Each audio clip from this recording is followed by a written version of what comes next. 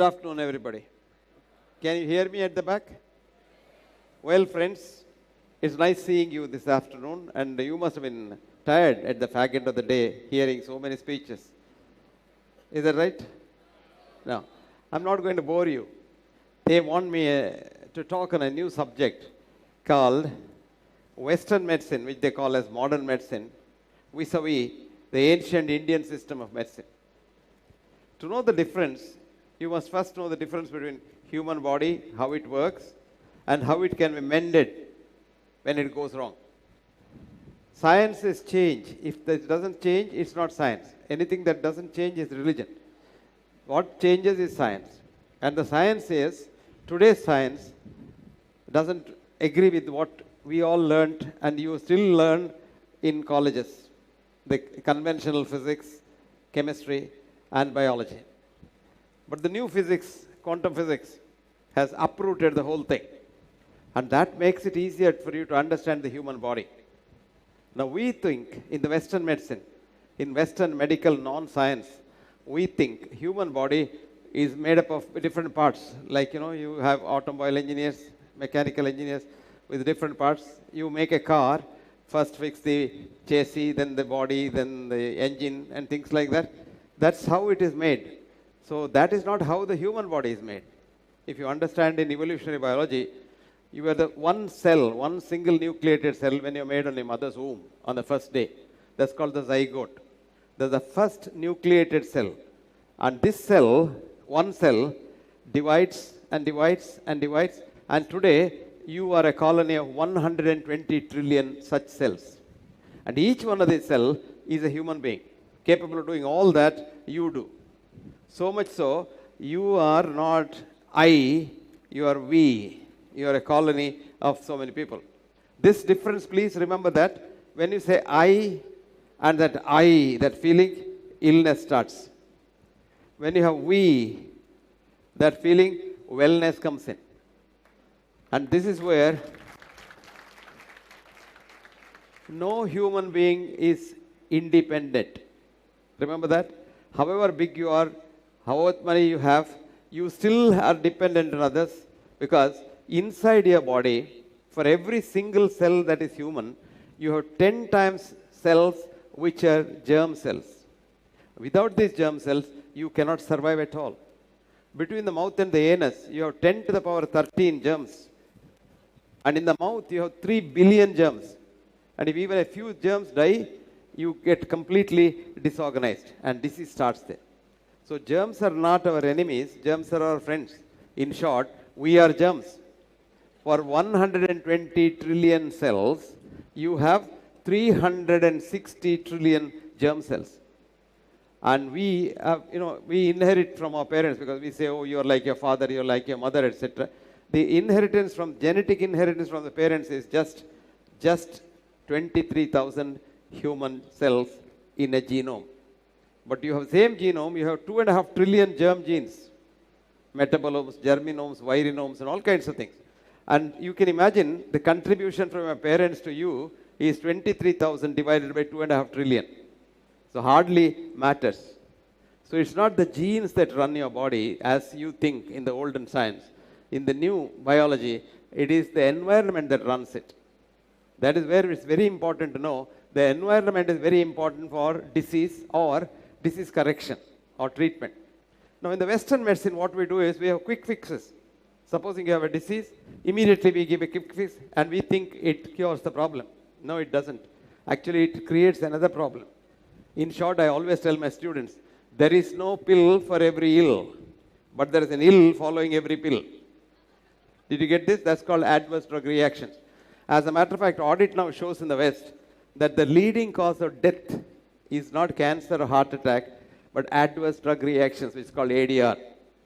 Because we know in the Western non-science, one drug for one disease under ideal circumstances, which is called evidence-based medicine. But unfortunately, in a patient, we don't give one drug. Some of the patients, if you see, it's a laundry list of drugs, about 18, 15 drugs. And there is no science to say what happens when you combine two drugs. But do you know how people are alive? A study showed that when you give one tablet to a patient and tell him to take it daily, the remembrance or the compliance is only 73%. 27% forget, they don't take correctly. Now when you make it 2 tablets a day, it falls to 42%. When you make it more than 3 tablets a day, it comes down to 22%, which means a 78% of people whom you prescribe this multiple laundry list, they don't take those medicines. If they did, they wouldn't be here. With every single pill has, like for example, I'll give you a very small thing. Every painkiller that you take, what's called NSAIDs, non-steroidal anti-inflammatory drugs, can give you a heart attack up to 5 years. From the time you take the medicine, up to the next 5 years, you can get a heart attack. Somebody says, oh, he's fine, he's very healthy. Why did he get a heart attack? He must have been taking every day pain-killing drugs. If you have a headache, one pop a pill. If you have a backache, you pop a pill. And this also damages the kidney. One of the commonest causes for renal dialysis today are the NSAIDs, which damage the kidney. In short, the linear reductionist science of the West. Reductionism, I don't think for you people I should describe what is reductionism. We have to look at the human body as a whole. You can't take a bit and examine it. Like for example, somebody gets a cancer. What do? We take the biopsy of the cancer, a bit of the cancer, and then smear it on the glass slide. By then the cells are all distorted. Then stain it with the ursulin, hemoxilin, so you poison the cells. And then when they dries up, you put it on the microscope and look at it. Now the cells look horrible because they're distorted. But you can't know what that cell is.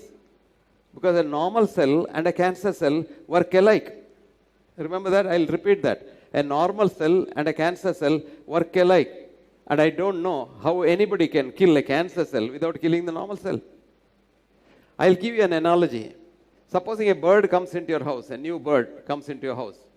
To know what the bird is, where did it come from, where is it going, what's going to happen to the bird, what we do in the Western science is kill the bird, biopsy it, and then put it in the microscope and study the cells and say, this bird came from so and so. That's exactly what we do in cancer. When we say we have a cancer which we describe as metastatic, anaplastic, this, that, etc., doesn't tell you anything about the cancer. So a great biologist, Nobel laureate, Albert Szent-Györgyi wrote, I quote, I do not know what cancer is because cancer cell works like an exactly normal cell. And I don't know the distinction between the two. And I don't know how to treat a cancer cell without killing the normal cell. See, this is where we are in Western reductionist medicine. Come to Ayurveda, the mother of all medical wisdoms in the world, probably one of the oldest, along with various other systems in the East, like Chinese, Tibetan, and also Tibetan, of course, is a part of the Indian system, but also the Egyptian system. Now, all these systems started long, long ago when this reductionist science did not come to us from the West. Reductionist science started in 1742 with that little boy, 17-year-old mathematician in René Descartes, who said, cogito ergo sum.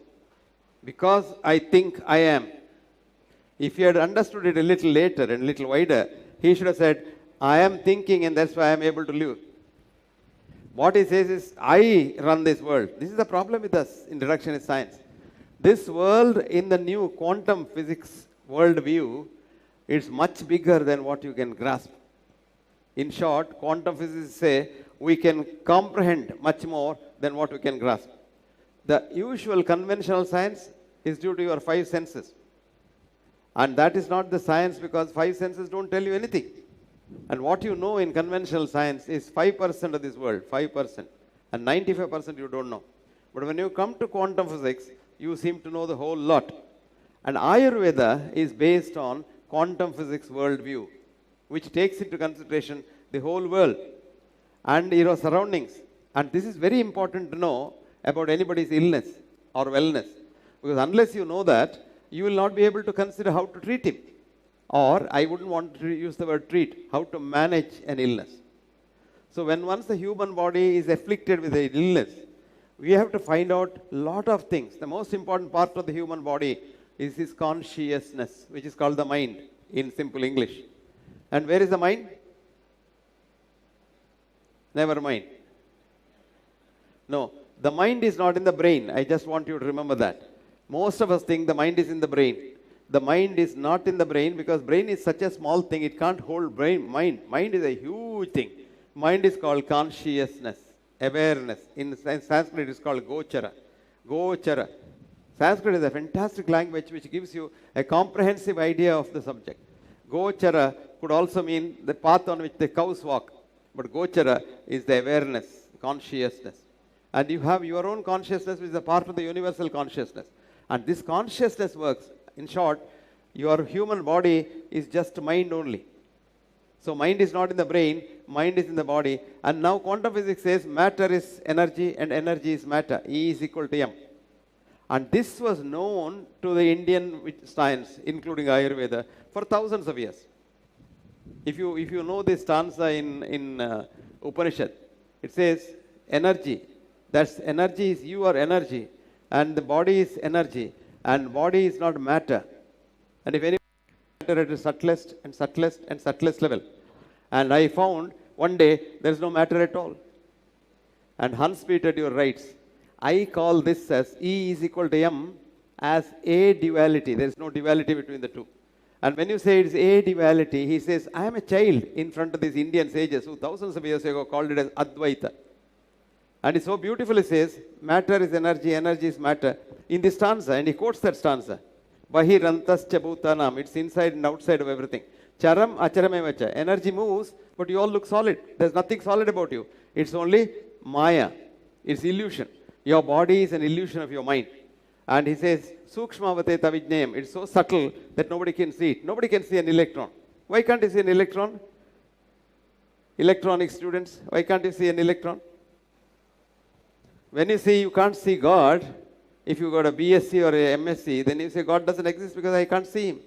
But you have not seen an electron, and you describe the electron in several ways and got Nobel Prize. You accept that, right? You can't see an electron because to see anything, to see you, a few photons must leave you and hit my retina. Then only I can see you. I become aware of your existence. But if one photon leaves an electron, it no longer becomes an electron. So nobody can see an electron. That's what it says. Sukshmavate tavijnayam. Durastam. When you don't know, you don't know. Cha, aniketa chatat. When you know, it's inside you. That's about energy. And this energy is you.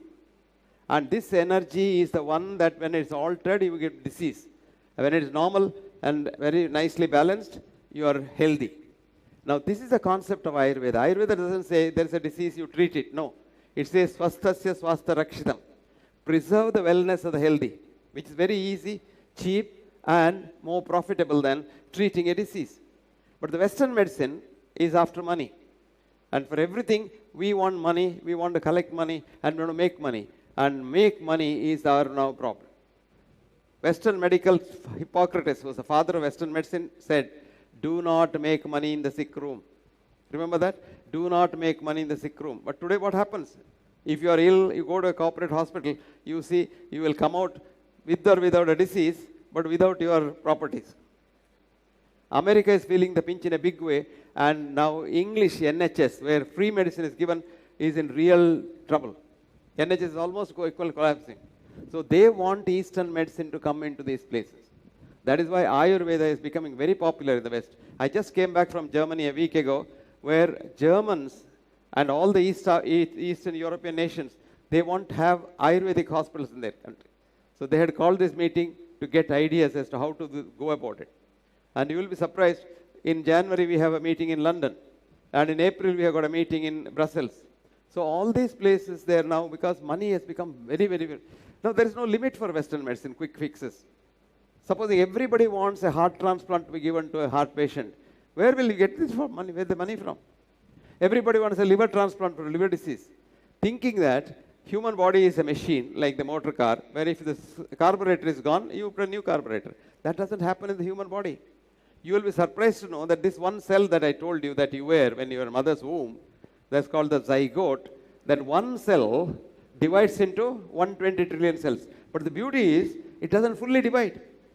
Only a partial wall comes in the cell, and 1 becomes 2. Another partial wall comes, 2 becomes 4. Another partial wall comes in 8, 16, 32, and so on and so forth. So much so, at the end of the day, when you are 120 trillion cells inside you, you are what is called a syncytium.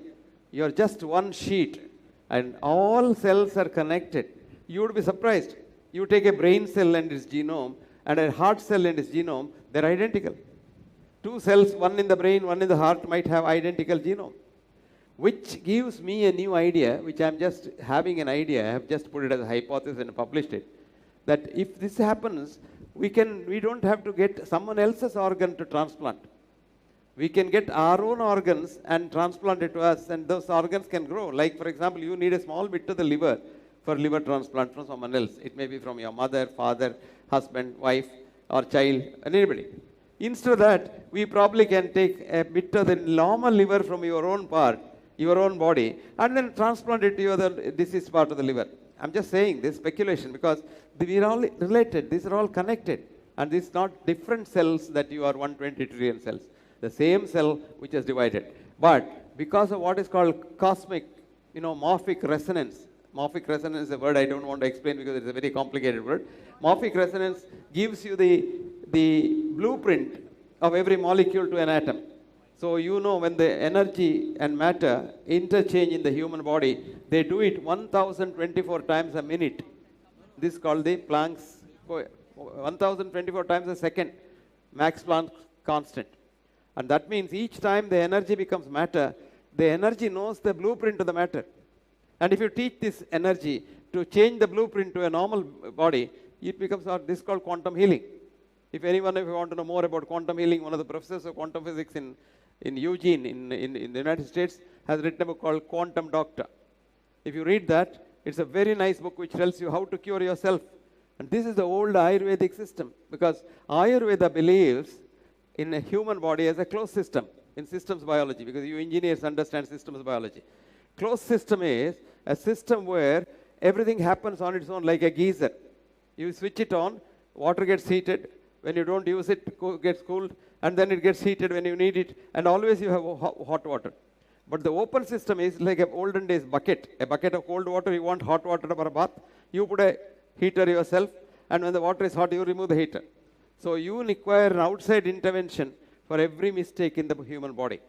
That was the original thinking of Western medicine. But today in Ayurveda, and that is coming to the Western medicine also, that evolutionary biology tells us that a human system is a closed system, which when you are born, the system has got an ingrained doctor himself, which is called the immune system. So most of the time, if not all the time, this doctor cures you. But in case the doctor fails, then only symptoms come and you have to go to the artificial doctors like me. But normally, if you can keep your immune system good, and you will be absolutely fine without any outside intervention, because it's a closed system. Now, very interestingly, this concept is alien to Western medicine. Western medicine thinks it's an open system. For everything, I must interfere. No. So Western system is bad, but you can't throw it out, lock, stock, and barrel. The water is bad, so you can't throw the baby away, because for quick fixes, emergency quick fixes, like I fall under the car, let us say, I break my bones. I can't say I'll take Ayurveda and do yoga and pranayama and get better. No, the bones will have to set. Supposing I become unconscious and I am taken to the intensive care unit, I require some intensive quick fixes. But mind you, this is only 2% of the sick population in a given day. 98% can make do with the Ayurveda-like alternate systems. There are so many other systems. It's not just Ayurveda, homeopathy, Ayurveda, Siddha, Unani. Unani is a fantastic thing which started in Arab countries, and it has done a lot of progress. So all these systems are good things. So there should not be a monopoly for one system. What we should have is a judicious combination of all systems where emergency quick fixes come from modern medicine, Western medicine, and all other things come from various other systems. And we have put together a system which is called the future medicine, or what's called meta-medicine. Aristotle wrote physics first and then psychology next, and it's called metaphysics is psychology. Meta is after. So meta-medicine is the future medicine. And the future medicine will have to be perforce a combination, because Western medicine alone has become prohibitively expensive, and you can't go on with that. All that I wanted to make out is that if you combine various systems of medicine and a judicious combination, authenticate everything that you do. You shouldn't be a quack. You must authenticate scientifically everything that you want to incorporate into this new system called meta-medicine. I think the future is very bright for mankind on this planet. Thank you very much.